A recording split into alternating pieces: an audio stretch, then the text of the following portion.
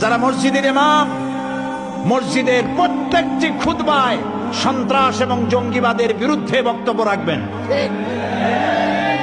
কোরআন এবং হাদিস দিয়ে বুঝাবেন জঙ্গিবাদ আর সন্ত্রাসের স্থান ইসলামে নাই। প্রত্যেক খুতবায় বলতে হবে, প্রত্যেক মসজিদ ভিত্তিক সন্ত্রাস নির্মূল কমিটি বানাতে হবে, সন্ত্রাস প্রতিরোধ কমিটি, এলাকা ভিত্তিক কমিটি বানান।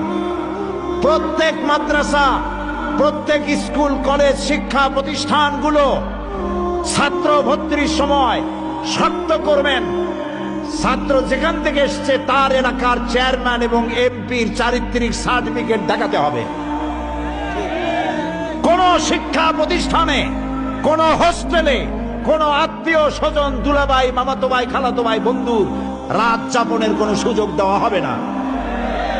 যারা বাড়িওয়ালা